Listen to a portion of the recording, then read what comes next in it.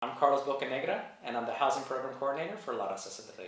Our organization is unique compared to some other legal organizations out there in that we have a direct community outreach component as well. So we do a lot of advocating for the community, a lot of work with coalitions in the community, and making sure that we're out there helping to empower the people in the community and the efforts that they try to push forward. And OMI is basically just an acronym for Owner Move-in Evictions.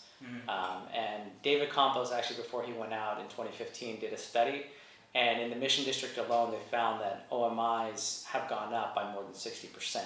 So OMI is basically the owners coming in and saying, hey, I want to move into your unit because I need a place to live myself. Because an OMI, it's one of those things that, within the eviction process, it's really hard to prove. You have to prove essentially bad faith on the part of the landlord. Once you get kicked out of the unit, if you're not able to find housing within San Francisco, the studies have shown that once you leave San Francisco, it's a very small likelihood that you're going to be able to come back.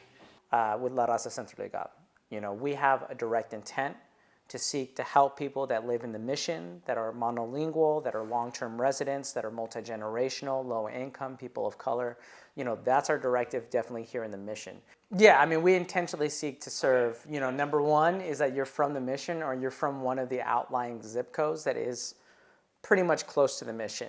We have a boundary, our executive director, Vicky Castro, she's a homegirl from the Mission, so she kind of has her own belief of what the Mission is and how far that extends. But, we've outlined zip codes with the city that we're looking to directly involve, so that can include, even Excelsior we consider to be part of the Mission at times, depending how far in. But basically, number one is going to be, are you from the Mission? And then number two, do you meet the other criteria? We seek to serve by and large monolingual Spanish speakers, multi-generational, long-term tenants, things of that nature.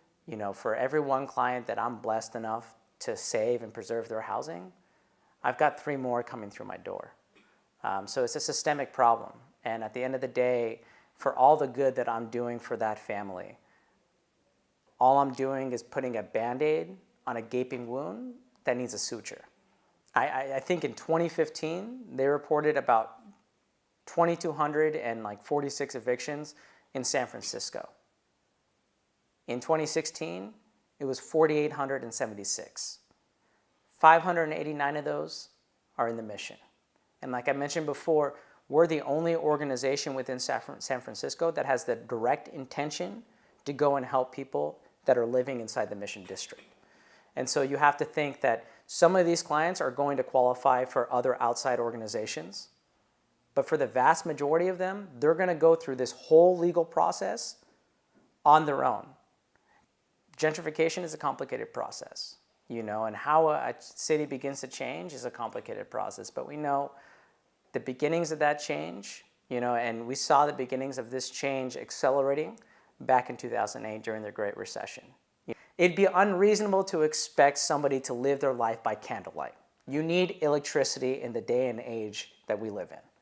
You need to eat. You need at least basic things like chicken and rice in order to subsist and to continue to thrive and to live. So why not housing? That's exactly a great question.